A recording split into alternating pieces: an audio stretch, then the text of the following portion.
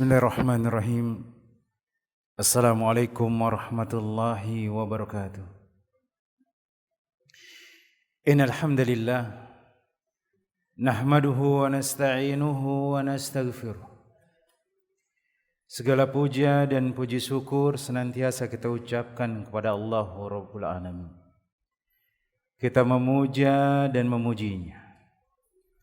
Kemudian kita minta pertolongan dan minta ampunan min sururi anfusina wa min sayyiati a'malina, dari buruknya jiwa-jiwa yang mengantarkan kepada keburukan.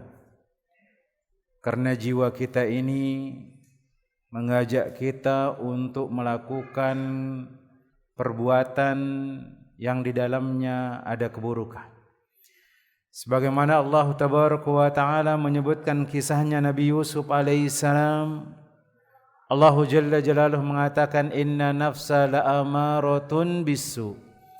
Sesungguhnya jiwa senantiasa mengajak atau mengantarkan kita untuk melakukan perbuatan buruk. Dan dari keburukan amalan-amalan yang kita kerjakan. Man yahdillahu fala mudhillalah wa may yudlil fala hadiyalah. Kemudian barang siapa yang diberikan hidayah oleh Allah Tabaraka wa Ta'ala, maka tidak ada orang yang bisa menyesatkannya. Kemudian barang siapa yang disesatkan oleh Allah, maka tidak ada orang yang bisa memberikannya hidayah kecuali dari Allah Rabbul Alamin. Wa asyhadu an la ilaha illallah wahdahu la syarika lah, lahul mulku wa lahul hamdu wa huwa ala kulli syai'in qadir. Kita bersaksi tiada ilah yang berhak disembah kecuali Allah Rabbul Alamin. Allah yang memiliki semuanya. Allah yang memiliki dunia dan isinya. Allah yang memiliki kerajaan dan tidak ada yang bisa membandinginya. Kemudian nusalli wa nusalli ala habibina al-mustafa wa sayyidina al-mujtaba Muhammad bin Abdullah sallallahu alaihi wasallam. Kemudian kita senantiasa berselawat kepada Nabi,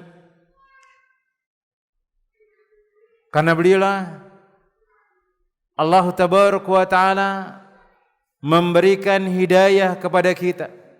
Karena di antara ajaran-ajaran beliaulah, di antara apa yang diturunkan oleh Allah kemudian disampaikan oleh Nabi sallallahu alaihi wasallam lah, kita mendapatkan hidayah dari Allah Tabaraka wa Ta'ala.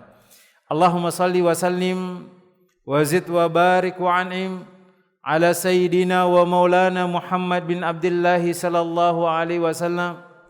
Ya Allah, semoga salawat beriring salammu, tambahan berkah dan nikmatmu senantiasa tercurahkan kepada hamba kekasihmu ya Allah, kekasih kami ya Allah, junjungan kami ya Allah, Muhammad bin Abdullah sallallahu alaihi wasallam. Masyarul muslimat, jemaah yang semoga dirahmati oleh Allah Tabaraka wa Ta'ala. Semoga Allah Tabaraka wa Ta'ala senantiasa merahmati Anda semua. Karena tidak ada rahmat yang paling kita tunggu, yang paling kita harapkan kecuali dari rahmat dari Allah Tabaraka wa Ta'ala jemaah. Maka segala puja dan puji syukur kita senantiasa terus ucapkan kepada Allah Rabbul Alamin yang masih memberikan kita nikmatnya nih kaum muslimat, yang mana pada kesempatan sore hari yang berbarokah ini Allah masih memberikan kita kesempatan untuk tafaqquhu fid din, memperdalam dan memperbaiki tata cara beribadah kita kepada Allah Jalla Jalaluhu. Maka kita harus banyak bersyukur. Harus banyak bersyukur dengan nikmat tersebut kaum muslimat. Karena dengan bersyukur kepada Allah Tabaraka wa Ta'ala, Allah janjikan akan dikasihkan dan ditambahkan nikmatnya lagi kepada kita. Maka berbahagialah kepada orang-orang yang bersyukur. Karena di antara tanda atau tata cara kita supaya kita dicintai oleh Allah itu jemaah dengan bersyukur. Dengan bersyukur. Maka insyaallah pada kesempatan sore hari yang berbarokah ini jemaah, kita lanjutkan pelajaran dan kajian kita masih membahas yaitu fikhu sunnah lin nisa, yaitu tentang masalah fikih atau panduan lengkap bagi perempuan yang dituliskan oleh Syekh Abu Malik Kamal bin Said Salim hafidhahullahu ta'ala. Semoga Allah tabaraka wa ta'ala senantiasa menjaga dan melindungi beliau. Dan kita sekarang sudah memasuki halaman yang ke-606. Bisa dibuka bukunya 606 dari kitab Fiqh Sunnah lin Nisa. Kita masuk tentang pembahasan wanita-wanita yang haram dinikahi, dan ini perlu untuk diketahui jemaah. Ketika seseorang hendak menikah jemaah, kaum muslimat yang semoga dirahmati oleh Allah tabaraka wa taala, maka orang itu sebelum meminang, sebelum melamar seseorang, sebelum dia bersanding dengan seseorang, dia harus tahu siapa mahramnya. Dia harus tahu orang-orang yang dia tidak berhak menikah dengannya, haram hukumnya menikah dengannya, dan orang-orang yang halal dia nikahi. Karena banyak sekarang kasus kaum muslimat, ada orang yang sudah menikah, dia sudah punya anak, ketahuan ternyata istri atau suami istri itu adalah masih ada hubungan darahnya dia. Akhirnya dia harus dipisahkan. Harus dipisahkan perkawinannya tersebut. Harus dipisahkan.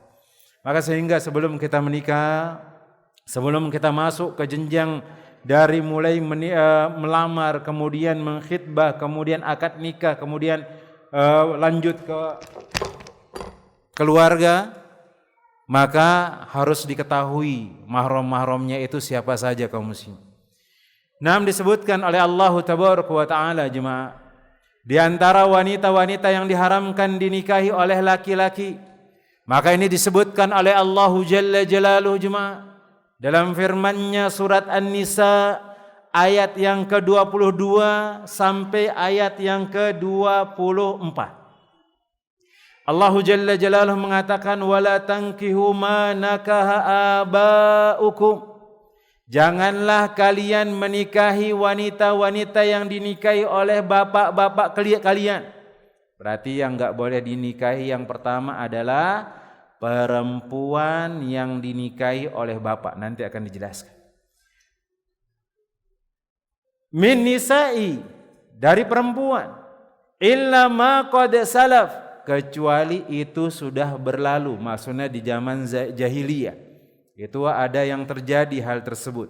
Ada bapaknya nikah dengan perempuan, diceraikan, ternyata ada anaknya ini, anak dari laki-laki ini, yang dia sebelum menikah dengan perempuan itu sudah nikah sama perempuan yang lain, punya anak, kemudian dia nikah lagi, kemudian diceraikan oleh bapaknya, dia nikah dengan perempuan yang pernah dinikahi oleh bapaknya, maka itu enggak boleh kecuali pada zaman jahiliyah tersebut.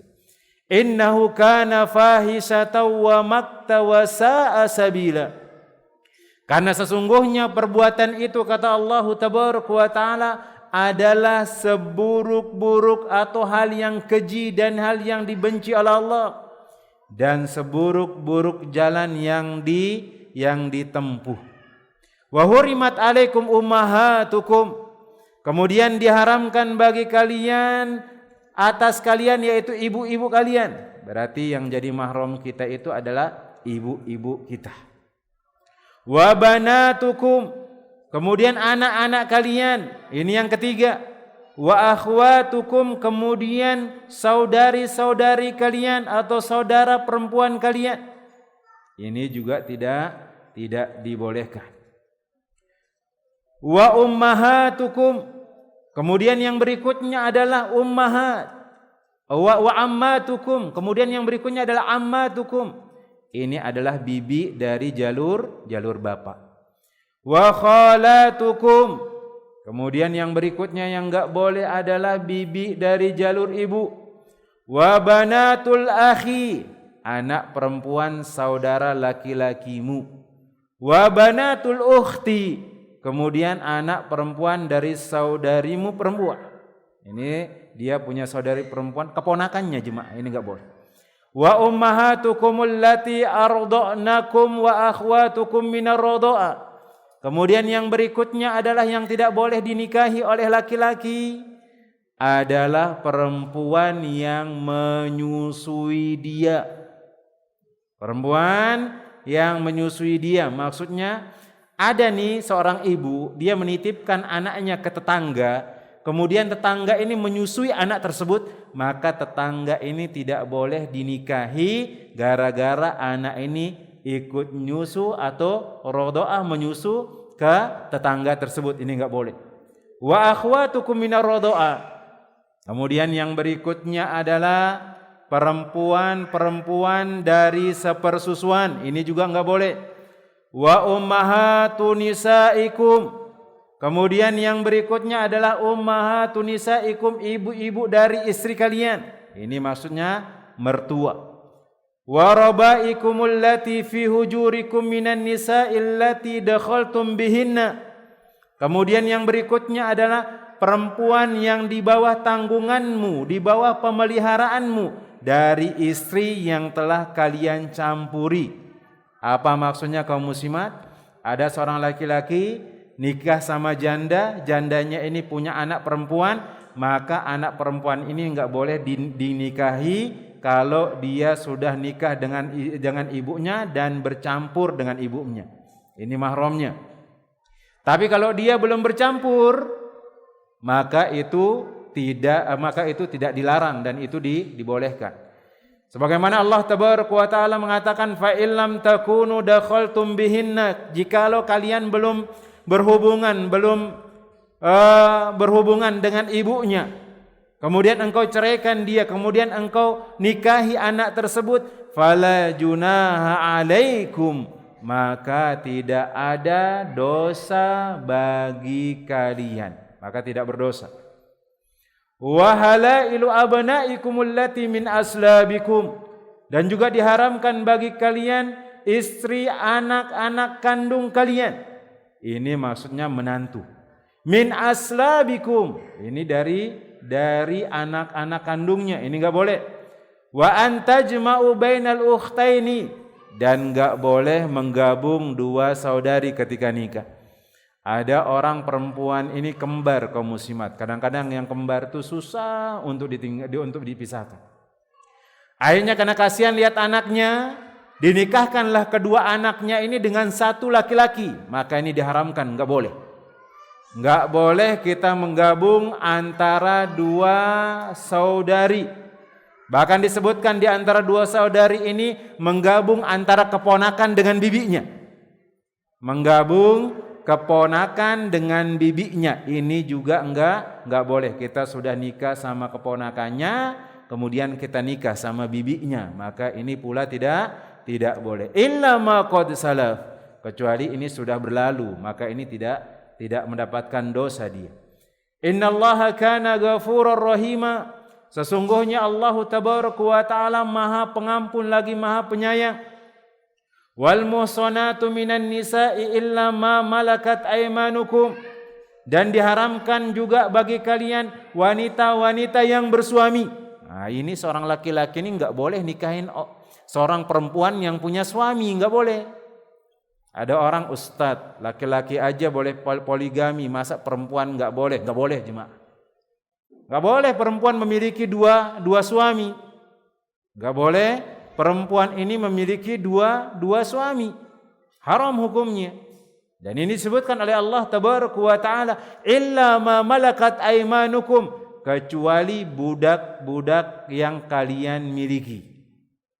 Kitab Allahi alaikum, maka Allah Tabaraka wa Ta'ala telah menentukan hukum atas kalian. Wa uhilla lakum ma wara'a dzalikum an tabtagu bi amwalikum muhsinina ghairu musafihin.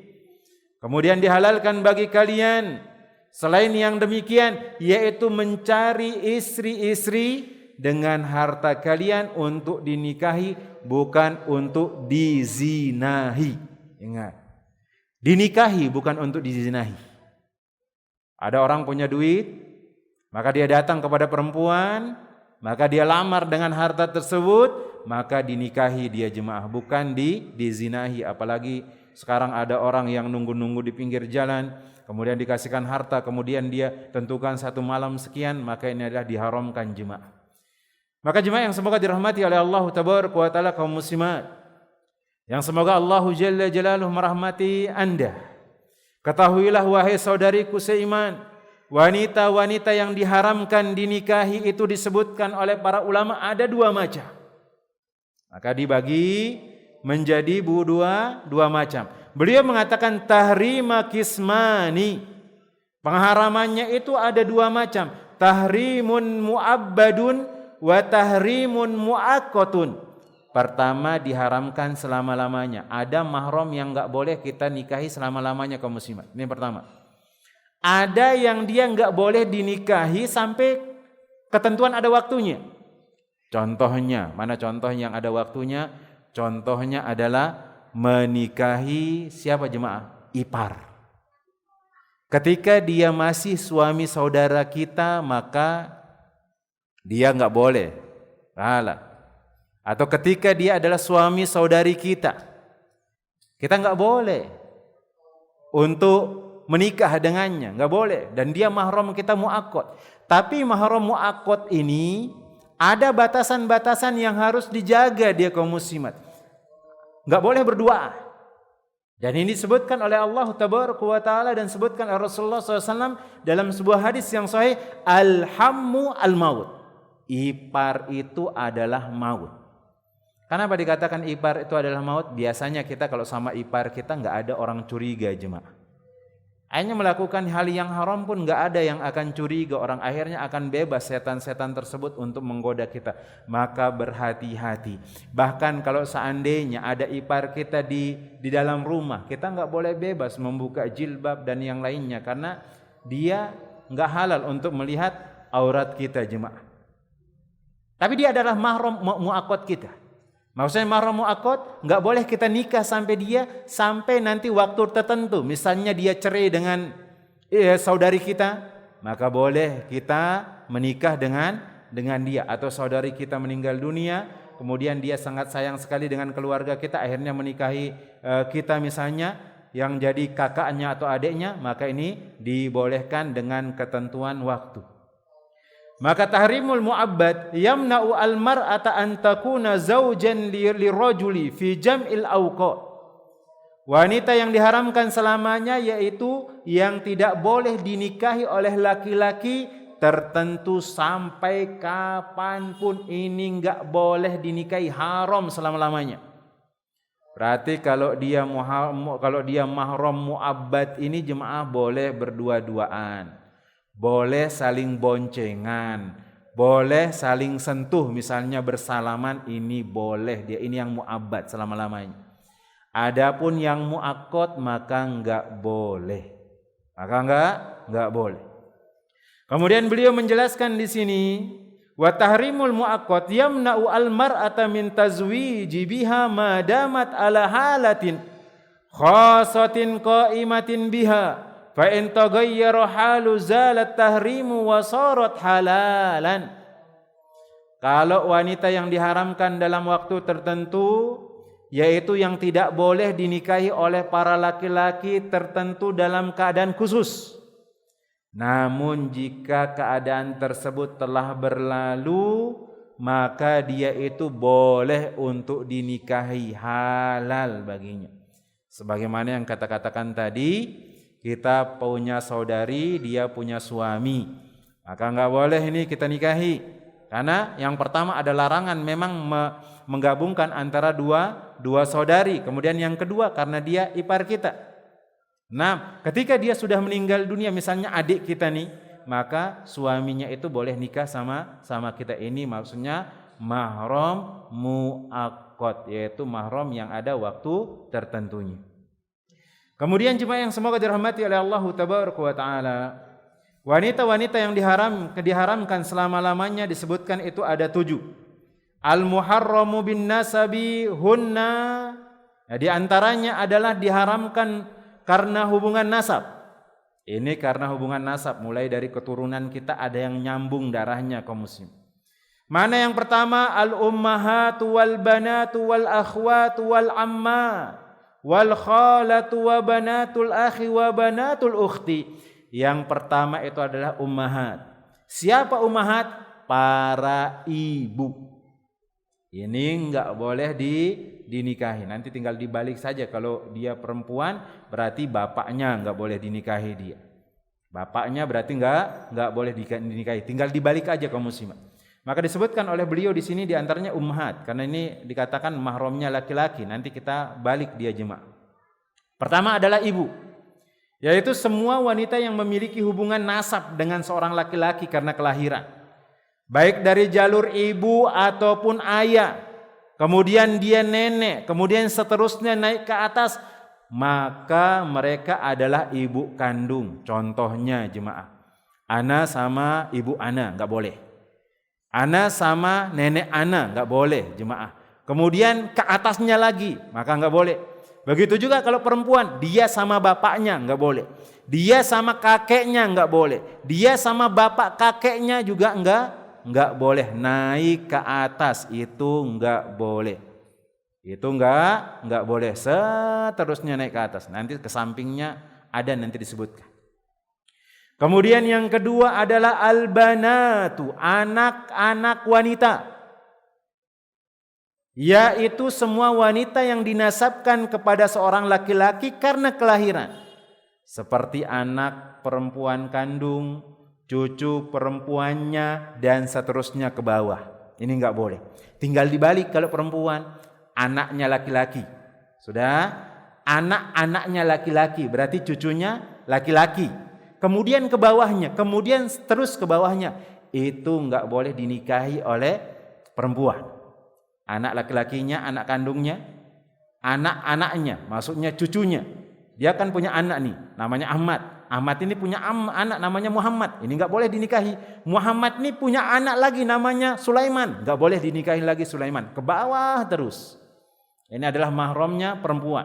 Kalau laki-laki, dia adalah anak perempuannya, cucu perempuannya, anak dari cucunya, dan seterusnya ke bawah. Ini adalah mahram disebabkan nasabnya atau kelahirannya. Kemudian yang ketiga, al-akhwat. Akhwat itu adalah saudara perempuan dari jalur mana saja. Maksudnya jalur ibu atau jalur bapak. Baik dia seibu sebapak atau seibu saja atau sebapak saja, itu enggak boleh jemaah. Paham? Saudarinya, misalnya anak punya saudari banyak 10, ini enggak boleh. Kemudian ternyata cerai. Bapak saya dengan ibu saya kaum muslimat. Kemudian bapak saya ini nikah dengan perempuan yang lain. Dapatlah dia anak dari perempuan tersebut, maka perempuan ini dikatakan saudari sebapak. Saudari sebapak. Karena bapak saya nikah dengan perempuan yang lain, kemudian lahir. Ini mahram saya, Bu. Kemudian ibu saya ini nikah sama orang lain dengan laki-laki yang lain, kemudian lahir perempuan, itu pun saudari saya dari ibu. Ini namanya ada saudara kandung, seibu sebapak, ada yang saudara seibu, ada saudara sebapak, semuanya itu mahram. Perempuan pun seperti itu. Perempuan memiliki saudara-saudara maka semuanya adalah haram untuk dinikahi. Cerai bapaknya dengan ibunya, bapaknya nikah dengan perempuan yang lain, lahir laki-laki, berarti dia adalah saudaranya sebapak. Ini juga haram dinikahi. Ibunya nikah dengan orang lain, lahir laki-laki, berarti adalah saudaranya seibu. Itu juga haram untuk dinikahi, itu mahramnya ibu. Berarti boleh dong bersentuhan? Boleh. Boleh dong berduaan bercerita? Boleh. Boleh dong saling bonceng? Boleh. Boleh dong pergi ke mall berdua? Boleh kaum muslimat. Karena itu adalah mahram mu'abbadnya ummahat yang enggak boleh dinikahi selama-lamanya. Ini yang ketiga. Kemudian yang keempat adalah al-ammat. Al-ammat itu adalah semua bibi dari jalur ayah. Semuanya. Bapak kita nih punya bibi, bapak kita cuma punya saudari. Maka anak sama saudari bapaknya anak ini enggak boleh anak nikah sama dia. Maka sebaliknya, ibu punya ummahat nih punya ibu. Kemudian ibunya ummahatnya ada saudara laki-lakinya, itu juga enggak boleh dinikahi.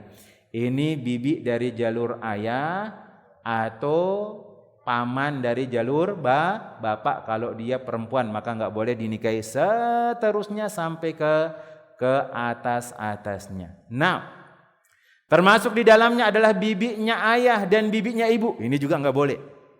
Bibinya ayah, bibinya ibu. Sudah dihayalkan kaum muslimat. Punya bapak nih. Bapak ini dia ada bapaknya lagi. Sudah nih ya pangkat kedua lah. Kemudian bapaknya bapak ini ada saudaranya lagi. Nah, ini kakek lah. Kita katakan kakek, dia itu pamannya bapak.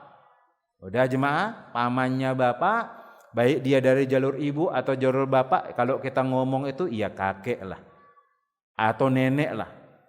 Dia masih ada saudara dengan nenek atau bapaknya, dengan nenek atau kakeknya kita, maka itu pun mahramnya kita, jemaah.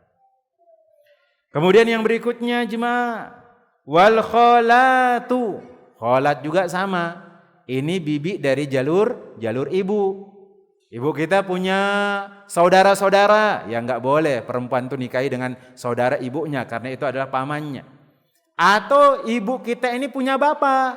Bapaknya ini punya saudara-saudara banyak juga. Itu juga enggak boleh karena kita ngomongnya ke saudara dari kakeknya kita, itu ya kakek juga jemaah. Ini juga mahram mu'abbad, yaitu mahram yang selama-lamanya kita ngomong langsung boleh, berduaan boleh, berjabat tangan boleh, boncengan sepeda motor juga boleh. Ini dia. Kemudian yang berikutnya adalah banatul akhi wa banatul ukhti. Yang ke-6 dan yang ke-7. Anak perempuan saudara laki-laki atau anak perempuan saudara perempuan. Dibalik. Anak laki-laki dari saudara laki-laki atau anak laki-laki dari saudari perempuan. Sama ini jemaah. Apa berarti namanya itu jemaah? Keponakan. Itu enggak boleh dinikahi. Haram hukumnya. Karena dia adalah apa? Mahram mu'abbad dari jalur nasab. Maka keponakan enggak boleh dinikahi. Adapun keponakan yang dipungut misalnya, enggak entah berantah dia mengatakan, ini kan keponakan ana Ustaz. Berarti boleh ana boncengan. Keponakan dari mana? Keponakan dari tetangga Ustaz. Ya enggak boleh jemaah. Keponakan yang boleh kita bersentuhan dengannya. Keponakan yang kita boleh dibonceng dengannya. Keponakan yang kita boleh diantar kemana-mana dengan sepeda motornya. Adalah keponakan yang dia berasal dari jalur nasabnya kita, bukan pungut-pungutan. Sebagaimana diriwayatkan dari Ibnu Abbas. Ingat ini semua mencakup anak perempuan mereka baik dan seterusnya ke bawah. Sebagaimana Rasulullah SAW atau disebutkan dari Ibnu Abbas radhiyallahu taala anhuma bahwasanya dia berkata, wa harama minan nasabi sab'un minas sahri sab'un. Wanita yang haram dinikahi karena nasab itu ada 7, dan diharamkan karena sohar perkawinan itu juga ada 7. Kemudian beliau membaca ayat hurimat alaikum ummahatukum. Diharamkan atas kalian menikahi ibu-ibu kalian sampai akhir ayat yang kita sebutkan tadi. Jemaah yang semoga dirahmati oleh Allah tabaraka wa taala, kaum muslimat yang semoga dirahmati oleh Allah jalla jalaluhu. 7 golongan wanita ini haram dinikahi, atau kita sebutkan laki-laki ini yang 7 tersebut yang kita rubah tadi itu haram dinikahi selama-lamanya menurut kesepakatan para ulama. Semua ulama bersepakat dengan hal tersebut. Maka ketahuilah wahai saudariku seiman, agar mudah menghafal, maka kaidah dalam masalah ini, semua kerabat seorang laki-laki karena keturunan nasab haram dia nikahi kecuali 4. Haram dia nikahi kecuali 4. Jemaah, haram dinikahi kecuali 4. Ini kaidahnya. Maka kaidah dalam masalah ini adalah semua kerabat laki-laki karena keturunan nasab haram dia nikahi kecuali 4. Siapa yang 4 tuh? Anak-anak perempuan pamannya, baik dari jalur ayah atau ibu. Anak-anak perempuan bibinya, baik dari jalur ayah ataupun ibu. Ini berarti boleh. Apa itu jemaah? Sepupu. Itu berarti boleh. Selainnya dari sepupu itu adalah haram hukumnya. Anak-anak laki-laki berarti dari paman atau bibi. Nah ini dia, kita balik. Ini kan disebutkan anak-anak perempuan. Kita rubah anak laki-laki. Anak laki-laki perempuan dari paman, baik dari jalur ayah atau ibu. Ini dua-duanya nggak boleh, sepupu. Ini sepupu sekali kah, sepupu pupu 2 kali kah, pupu 3 kali kah, pupu 4 kali kah, itu ternyata boleh untuk dinikahi jemaah. Dan anak perempuan bibinya, ini tadi yang jalur paman dari jalur bapaknya nih, laki-laki perempuan. Sekarang dari jalur ibunya. Anak-anak perempuan bibinya baik dari jalur ayah atau jalur ibu, ini juga enggak boleh. Yang kita jadi mahramnya adalah bibinya, yaitu ibunya. Adapun anak-anak bibi itu mereka bukanlah mahram kaum muslimat, maka enggak boleh bersalaman, enggak boleh dibonceng, enggak boleh diperlihatkan auratnya kepada dia, karena dia bukan mahram. Hati-hati. Ustadz, dia kan sudah lama sama anak Ustadz. Dia kayak anak-anak sendiri Ustadz. Masa enggak boleh? Ya, yang memerintahkan itu adalah Allah dan Rasulnya. Ana cuma menyampaikan kaum muslimat. Maka inilah ketentuan dari Allah Tabaraka wa Ta'ala. Kemudian beliau menyebutkan pertanyaan, bolehkah seorang laki-laki menikahi perempuan dari hasil perbuatan zina? Ini pertanyaan. Ada orang pengen nikah. Ternyata Masya Allah ada perempuan yang dia ya hasil dari perbuatan zina. Hasil dari perbuatan zinanya. Umat tahu nih pertanyaannya, coba diperhatikan lagi. Bolehkah seorang laki-laki menikahi perempuan dari hasil perbuatan zinanya? Paham kaum muslimat? Dia berzina dengan perempuan. Kemudian lahirlah seorang anak perempuan. Dia ingin nikahi anak perempuan tersebut dari hasil perbuatan zinanya. Boleh enggak itu? Adapun yang mungkin kita salah tebak nih, ada orang dari hasil perbuatan zina misalnya, ada orang di luar sana berhubungan badan, dia lahir anaknya, anak perempuan dari perbuatan zina. Apakah saya ini boleh menikahi orang perempuan perbuatan zina yang dari hasil perbuatan zina tersebut? Maka kita katakan boleh ketika dia bertobat dan anak itu tidak ada salahnya jemaah. Tapi yang jadi masalah adalah dia berhubungan dengan perempuan, dapat anak, anaknya ini pengen dinikahi jemaah. Udah berzina dengan perempuan, dapat anak, hasil dari zinanya itu pengen dinikahi. Maka bolehkah seorang laki-laki menikahi perempuan dari hasil perbuatan zinanya? Maka disebutkan oleh beliau di sini Syekh Abu Malik Kamal bin Said Salim, beliau mengatakan seorang laki-laki tidak boleh menikahi anak perempuan dari hasil perbuatan zinanya, dan ini menurut pendapat Imam kaum muslimin. Enggak boleh. Walaupun di sana nanti ada perbedaan pendapat ulama tentang masalah anak hasil zina ini dapat warisan apa kagak. Tapi kalau menikahi anak hasil zinanya enggak boleh jemaah. Udah berzina dengan perempuan yang lain dapat anak dia, kasihan anaknya ini. Daripada enggak ada yang ngurus, saya juga di catatan sipil tidak masuk, ya sudah saya nikahi saja. Maka ada mungkin sebutannya jemaah, istriku adalah anakku. Istriku adalah anakku. Dia nikah dengan anak yang dia dapati dari hasil zina. Maka ini semua para imam kaum muslimin ini sepakat haram hukumnya. Meskipun mani dari perzinaan itu terlindung atau tidak terlindung atau tidak menisbatkan kepada, tetapi anak perempuannya telah masuk ke dalam kauman firman Allah Tabaraka wa Ta'ala. Allahu Jalla Jalaluhu mengatakan diharamkan bagi kalian menikahi ibu-ibu kalian dan anak-anak perempuan kalian. Dia itu anak perempuannya tapi dari hasil zina jemaah. Ternyata pengen nekat mau menikahi anak dari hasil zinanya. Anak kasihan dilihat anaknya ini, karena dia tidak masuk dalam kakaknya misalnya. Anak hasil zina ini tidak dinasabkan ke bapaknya, dia dinasabkan ke ibunya jemaah. Kasihan dia misalnya. Kemudian dia sudah cari-cari apakah dia dapat warisan, mungkin dia mendapatkan tidak dapat warisan dia. Ya sudah, saya nikahi saja anak hasil zinanya saya ini. Tapi kalau ada yang nekat melakukan hal tersebut, maka di sini disebutkan oleh beliau dia dihukumi mati jemaah.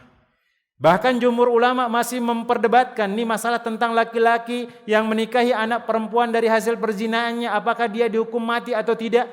Tapi Imam Ahmad berpendapat laki-laki tersebut harus dihukum mati dia. Harus dihukum mati.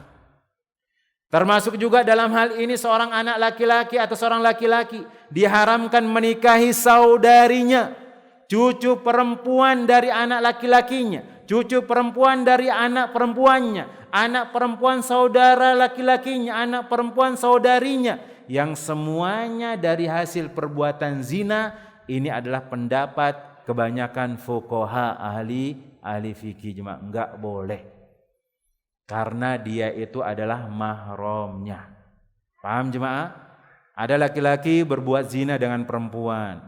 Kemudian dia ngasilin anak nih. Anak hasil anak zina. Kemudian anak ini nikah dengan laki-laki. Anak hasil zina ini nikah sama laki-laki, punya anak dia. Laki-laki ini mau nikahi dari anak dari hasil zinanya, itu enggak boleh. Karena dia seolah-olah seperti cucunya. Maka dibalikin lagi kalau dia laki-laki, seperti itu jemaah. Ini diharamkan. Kalau ada yang nekat kemudian dia tahu hukum hal tersebut, maka dia tidak ada lain kecuali hukumannya harus dibunuh dia jemaah. Kemudian yang berikutnya jemaah yang semoga dirahmati oleh Allah tabaraka wa taala. Yang berikutnya adalah al-muharramatu bil musahara. Diharamkan karena semenda atau karena hubungan pernikahan. Semenda. Ini orang nikah, maka ada mahram yang kita tidak boleh menikah dengannya karena hubungan pernikahan tersebut. Yang pertama adalah istri ayah. Ini yang disebutkan di awal-awal, enggak boleh seorang anak itu menikahi istri dari bapaknya. Paham nih jemaah? Istri dari bapaknya enggak boleh. Apa maksudnya istri dari bapaknya? Ini bapak ini udah nikah sama perempuan yang lain. Kemudian lahirlah seorang laki-laki namanya Ahmad. Lahirlah seorang laki-laki sama Ahmad. Qadarullah ternyata istrinya mati. Ibunya si Ahmad ini meninggal dunia. Kemudian bapaknya si Ahmad ini nikah dengan perempuan yang lain. Belum dukhul atau mungkin sudah dukhul, kemudian diceraikan sama bapaknya. Dilihat ternyata ibu tirinya, oh lumayan nih, mantap ibu tirinya nih, putih, langsing, mungkin body ya lumayan lah, mantap gitu kan. Akhirnya ya daripada diambil sama orang lain, dan ini juga tadinya adalah istrinya bapak saya, ya sudah nikahin. Makanya ini nggak boleh. Makanya nggak boleh, karena itu adalah mahramnya selama-lamanya, nggak boleh dinikahi. Berarti dia boleh berjabat tangan dong? Boleh. Berarti dia boleh bonceng perempuan tersebut dong? Boleh jemaah. Boleh. Maka sebaliknya tadi. Sebaliknya. Ada nih perempuan suami istri misalnya, kemudian lahirlah Fatimah. Kemudian qadarullah ternyata bapaknya Fatimah ini meninggal dunia. Bapaknya Fatimah meninggal dunia. Ibunya si Fatimah ini menikah dengan laki-laki. Menikah, mungkin sehari menikah, kemudian dia cerai. Dilihat dah sama Fatimah ini, kayaknya nih laki-laki suaminya ibunya yang tadi yang dia sudah cerai itu ganteng, kaya. Dia mau nikah dengan bekas suami atau mantan suami dari ibunya, maka ini enggak boleh. Karena sudah jadi mahramnya. Apalagi kalau dia sudah dukhul dengan ibunya. Karena di antara syarat laki-laki itu jadi mahram kita adalah ketika laki-laki itu menikah dengan ibu kita kemudian dia dukhul, maka si perempuan jadi mahramnya si laki-laki tersebut. Tinggal dibalik aja jemaah. Maka di sini yang diharamkan karena hubungan pernikahan, yang pertama adalah istri ayah.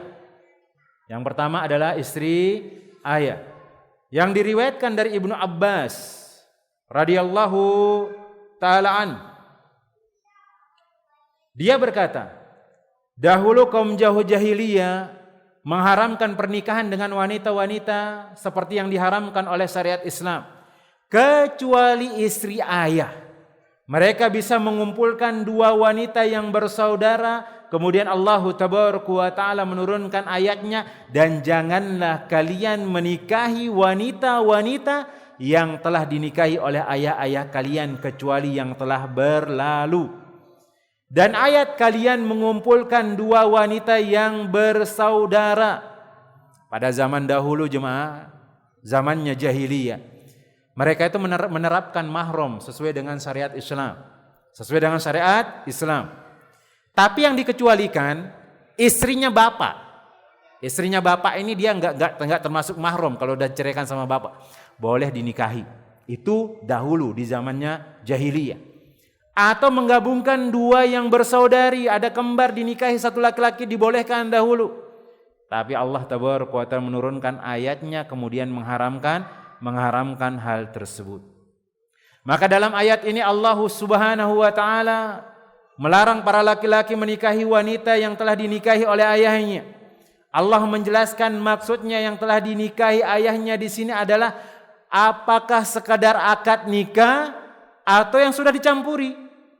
Akan tetapi para ulama telah bersepakat bahwa jika sang ayah telah melakukan akad nikah dengan seorang laki-laki, maka wanita tersebut, seorang ayah menikahi seorang perempuan, maka wanita tersebut haram dinikahi oleh laki-lakinya, anak laki-lakinya enggak boleh. Tapi kalau perempuan ada syaratnya kaum muslimat. Harus bapak itu dukhul dulu sama ibunya si perempuan. Tapi kalau belum dukhul, kemudian diceraikan ibunya, boleh bapak itu atau laki-laki itu menikah dengan anaknya. Ini kalau perempuan. Tapi kalau laki-laki sekedar akad saja itu sudah menjadi mahram selama-lamanya, enggak boleh dinikahi. Demikian pula akad nikah yang telah dilakukan anak dengan seorang wanita, maka wanita tersebut haram dinikahi oleh ayah dari laki-laki tersebut. Maksudnya menantu. Misalnya ibu nih punya anak namanya Ahmad. Ya, Ahmad misalnya. Maka nanti suaminya ibu itu enggak boleh nikah sama menantunya yang cewek. Baru akad ternyata belum melakukan hubungan, cerai. Enggak boleh. Sebaliknya kaum muslimah. Sebaliknya. Ibu punya anak perempuan. Anak perempuannya nikah dengan laki-laki, sekedar itu sudah jadi mahramnya ibu. Maksudnya anak itu sudah mengatakan ibu itu adalah mertuanya. Mertuanya, dan itu adalah mahramnya dan haram untuk dinikahi. Hukuman bagi laki-laki yang menikahi istri ayahnya adalah dibunuh dan diambil hartanya. Sebagaimana diriwayatkan dari Bara radhiyallahu taala anhu, dia mengatakan, aku pernah bertemu dengan pamanku. Ketika dia membawa panji, aku pun bertanya, hendak kemana engkau wahai pamanku? Dia menjawab, Rasulullah sallallahu alaihi wasallam mengutusku kepada seorang laki-laki yang menikahi istri ayahnya sendiri. Beliau memerintahkan aku agar aku memenggal lehernya dan mengambil hartanya. Ini kalau ada orang yang nekat untuk menikahi istri atau untuk menikahi istri-istri bapaknya, atau seorang anak yang mau menikahi bekas mantan atau mantan dari suami ibunya, maka dia harus dipenggal lehernya jemaah, dibunuh dia jemaah. Itu adalah haram hukum. Kemudian yang kedua, yang disebabkan karena perkawinan adalah ibu dari istri, mertua. Ini juga sama dibahas tadi itu. Maka mertua itu adalah mahram selama-lamanya. Walaupun misalnya ada seorang anak ini cerai dengan istrinya, maka dia sama hubungannya dengan mertuanya itu tetap selama-lamanya, enggak boleh dia menikah. Enggak boleh dia menikah. Berarti boleh boncengan dong Ustaz? Boleh. Ketemu di jalan ya disapa. Boleh dibonceng Ustaz kalau ketemu di jalan? Boleh. Karena dia adalah mertuanya walaupun dia sudah cerai dengan anaknya. Maka seorang laki-laki diharamkan menikahi mertua wanitanya. meskipun dia hanya melakukan akad dengan anak perempuan tersebut. Demikian menurut pendapat jumhur ulama. Dan ini adalah pendapat yang benar, karena sesuai dengan keumuman firman Allah Jalla Jalaluhu, dan ibu-ibu dari istri kalian. Di sini tidak dibatasi dia sudah dukhul menyetubuhinya, sama seperti dalam masalah Robibah, ini anak tiri. Jika seorang telah melakukan akad dengan seorang wanita, maka diharamkan baginya menikahi mertua wanitanya menurut ijma. Termasuk diharamkan baginya, termasuk di dalamnya adalah nenek istrinya, baik dari pihak ayah maupun dari pihak ibu, itu pun nggak boleh. Dan saudari-saudarinya juga nggak boleh jemaah. Nih misalnya anak nikah nih, atau ada si Ahmad nikah sama perempuan namanya Fatimah. Maka ketika Ahmad sudah nikah sama Fatimah, ibunya ini nggak boleh dinikahi, walaupun dia sudah cerai dengan Fatimah. Kemudian saudari-saudari ibunya atau saudari-saudari mertuanya juga nggak boleh. Ke atasnya juga nggak boleh, ke neneknya. Ke atasnya juga nggak boleh. Ke atasnya juga nggak boleh. Tapi kalau anaknya Ustadz boleh? Boleh. Boleh kalau anaknya. Naik ke atas itu tidak dibolehkan. Kemudian yang berikutnya adalah yang ketiga yang haram dinikahi karena pernikahan adalah anak perempuan istri. Anak perempuan istri itu anak tiri. Perempuan ini dia punya anak. Dia punya anak kemudian nikah sama laki-laki. Maka laki-laki ini enggak boleh nikah sama anaknya. Kalau dengan syarat apa syaratnya? Kalau dia sudah dukhul. Paham ini kaum muslimat? Kalau dia sudah dukhul.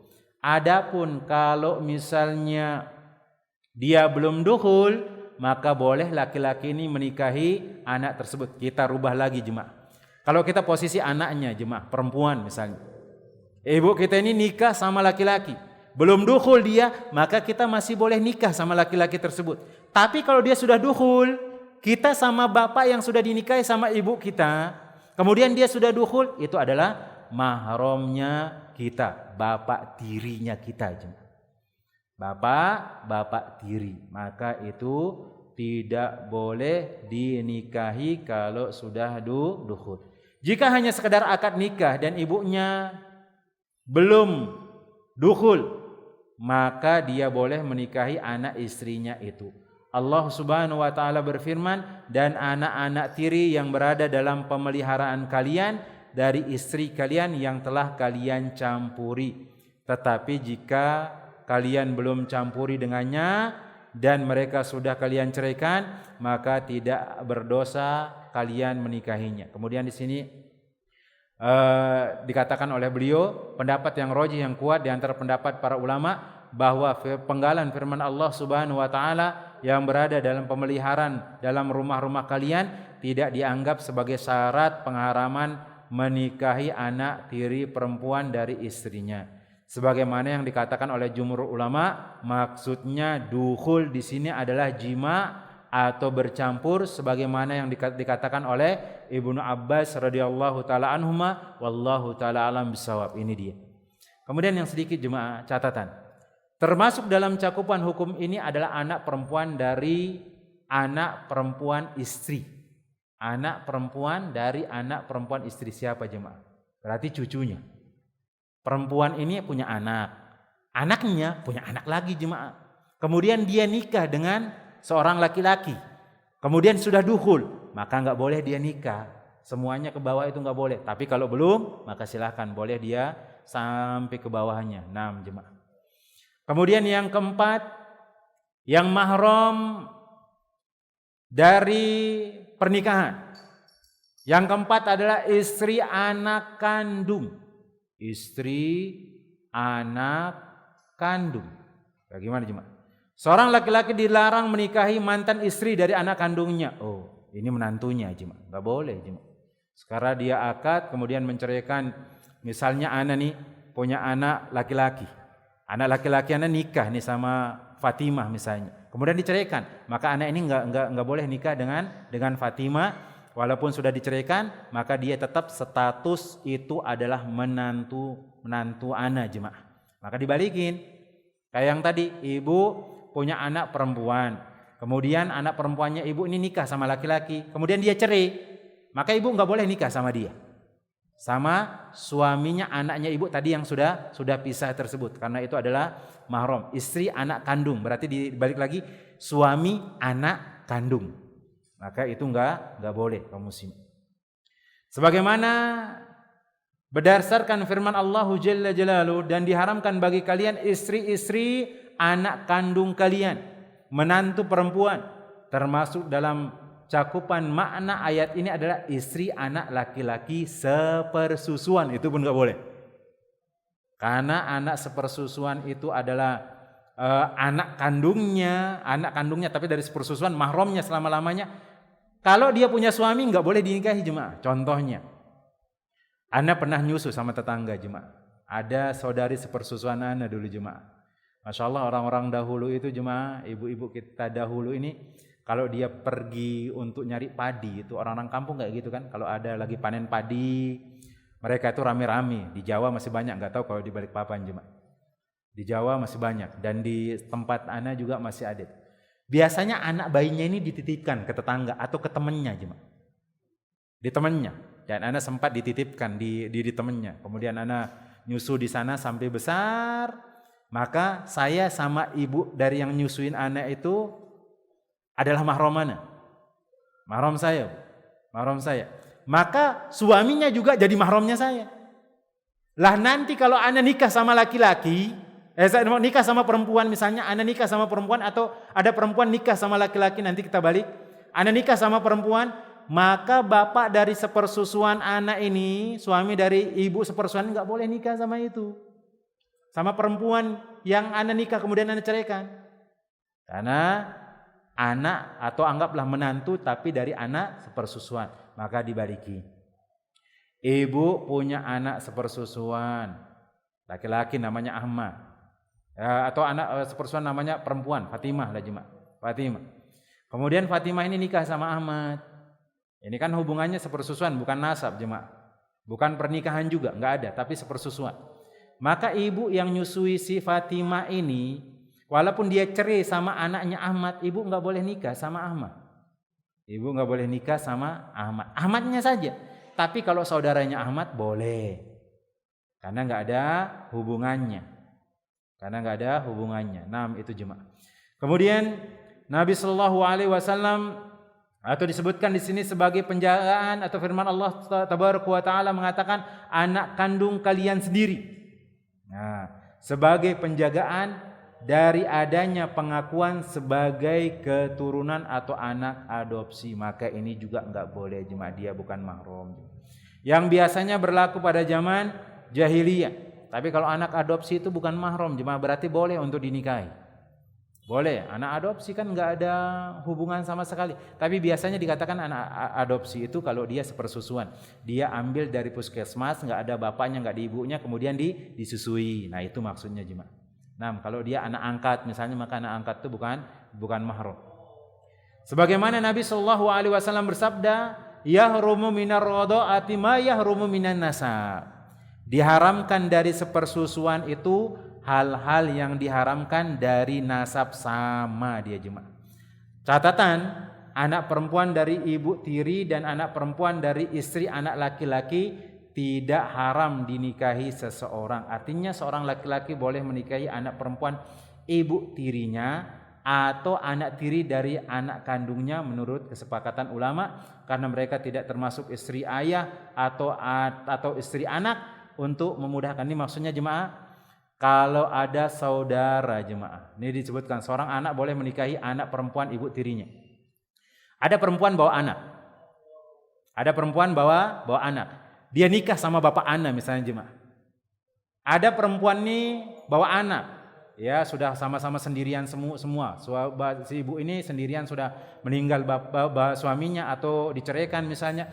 Kemudian bapak anak, dia nikah sama bapak anak jemaah. Anak ini enggak masalah nikah sama anaknya, karena enggak ada hubungan sama sekali jemaah. Walaupun ada mengatakan saudara tiri itu boleh dinikahi. Berarti boleh dong Ustadz, baru tahu anak. Iya boleh. Dan ini disebutkan oleh para ulama. Disebutkan yang enggak boleh itu ana sama ibunya. Karena ibunya atau istrinya bapaknya ana nggak boleh. Tapi kalau anaknya yang dia bawa sendiri, ini halal. Dia adalah anak atau saudara tiri atau saudari tiri, itu halal jemaah. Itu bukan mahram dan boleh dinikahi. Nah, hati-hati jemaah. Ada yang mengatakan, saudaraan ini Ustaz. Saudara dari mana? Saudara tiri anak nggak boleh. Maksudnya saudara tiri yang kita jelaskan tadi jemaah. Perempuan bawa anak sendirian. Perempuan bawa anak. Anak sama perempuan ini nggak ada hubungannya, dua-duanya nggak ada hubungannya. Tapi dia nikah sama bapak anak. Maka anak sama anak tersebut yang dia bawa oleh perempuan tersebut adalah boleh untuk dinikahi. Dan dia bukan mahramnya anak jemaah. Maka sebaliknya seperti itu. Ibu-ibu atau ada di sini umahat atau ada saudariku yang semoga dirahmati oleh Allah, yang mana bapaknya meninggal dunia, kemudian ibunya ini menikah dengan laki-laki yang lain, sedangkan laki-laki yang lain itu sudah punya anak, maka dia boleh menikah dengan laki-laki tersebut. Ingat, bukan saudara si ibu atau saudara sebapak, beda. Tapi sama-sama bawa anak sendiri kemudian dia nikah, maka sama-sama anak tersebut bukan mahram dan dia boleh menikah jemaah. Itu yang disebutkan oleh beliau di sini. Wallahu ta'ala alam bissawab. Ini dia di antara mahram yang harus diketahui dan harus berhati-hati dari hal tersebut, karena ada kejadian orang menikah dengan mahramnya, dia sudah tahu setelah punya anak maka pernikahannya dihapus. Maka kita katakan mahram ini ada dua. Mahram yang mu'abbad selama-lamanya tidak boleh kita nikahi. Yang kedua mahram mu'aqqad, mahram yang hanya ada batasan waktu. Kemudian mahram mu'abbad ini diantaranya karena nasab. Ini yang pertama. Nanti akan disebutkan ada 3 hal, nanti ada persusuan yang ketiga. Karena nasab, kemudian yang kedua karena perkawinan. Kalau yang nasab itu disebutkan ada 7. Ibu, kemudian anaknya kita, ibu kalau dilihat dari laki-laki, ibunya saya, anaknya saya, kemudian saudara perempuannya saya, bibinya saya dari bapak, bibinya saya dari ibu, kemudian keponakan saya, yaitu anak dari saudara saya, anak dari saudari saya, itu 7. Tinggal dibalik. Berarti bapak, kalau dia perempuan, bapaknya, kemudian anak laki-lakinya, kemudian saudaranya laki-laki, kemudian pamannya dari bapak, pamannya dari ibu, anak laki-laki dari saudarinya, anak laki-laki dari saudaranya. Maka ini enggak boleh. 7 jemaah. Kemudian yang diharamkan dari pernikahan, pertama istrinya bapak. Yang bapak nikah lagi, berarti diulangi lagi, suaminya ibu, dengan syarat dia dukhul dulu. Ini yang pertama kalau karena hubungan pernikahan. Yang kedua adalah mertua. Nah, ini yang kedua adalah mertua. Kemudian yang ketiga adalah anak perempuan istri. Ini kalau dia sudah dukhul tadi jemaah. Kemudian yang keempat ada istri anak kandung atau menantu. Ini enggak boleh. Allah ta'ala alam bissawab. Ini yang kita sampaikan dulu. 2 hal dari jenis mahram mu'abbad, dan insyaallah kita akan sebutkan yang ketiga adalah hubungan sepersusuan insyaallah. Dan ini sangat penting jemaah, karena untuk menjaga supaya kita enggak salah nanti ketika menikah, ternyata yang dinikahi itu adalah masih ada hubungan darah misalnya, masih keluarga yang dia adalah mahramnya, sehingga kita diberkahi pernikahan kita oleh Allah tabaraka wa taala, sehingga Allah tabaraka wa taala memberikan rahmat dan taufiknya kepada kita. Wallahu taala alam bissawab. Ini yang dapat kita sampaikan. Mungkin ada pertanyaan berkaitan tentang mahram mu'abbad jemaah, yang dia itu dari pernikahan sama dari nasab. Tafadhal.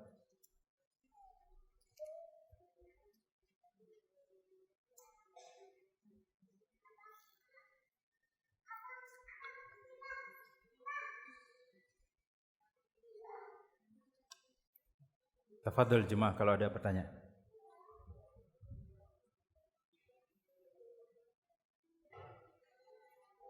Paham semua berarti jemaah.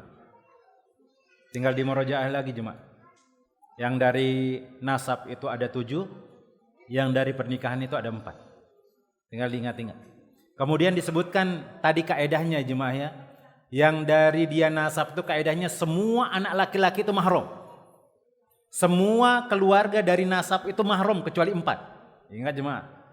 Semua laki-laki dari keturunan itu mahram kecuali 4. Mana dia? Sepupu itu bukan mahram. Sepupu dari bapak, sepupu dari saudari bapak, baik dia laki-laki atau perempuan, sepupu dari saudari ibu, baik dia laki-laki atau perempuan, itu dari 4. Berarti sepupu itu bukan mahram, itu kaidahnya. Selainnya itu adalah mahram kalau masih ada hubungan nasab. Maka ibu sama sepupu itu bukanlah mahram. Bukanlah mahram. Berarti boleh nikah sama sepupu? Boleh jemaah. Daripada nyari jauh-jauh kan jemaah, ada sepupu dekat biar jadi keluarga besar, ya sudah. Apalagi pas terus kan.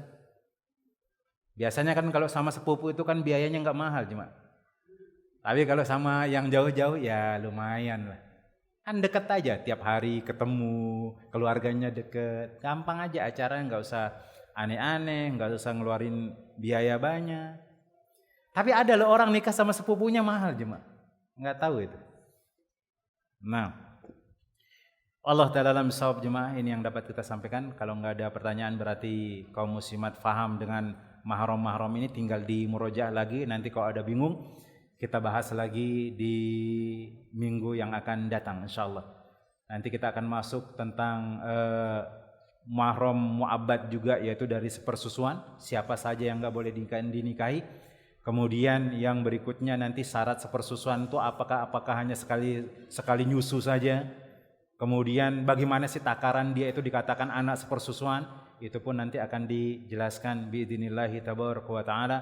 Semoga Allah tabaraka wa taala merahmati kaum muslimat, menjaga kesehatan kaum muslimat, kemudian melindungi kaum muslimat, kemudian memudahkan semua urusan kaum muslimat yang semoga dirahmati oleh Allah Jalla Jalaluh. Kita cukupkan dengan doa kafaratul majlis. Subhanakallahumma wa bihamdika asyhadu an la ilaha illa anta astaghfiruka wa atubu ilaik. Summa assalamu alaikum warahmatullahi wabarakatuh.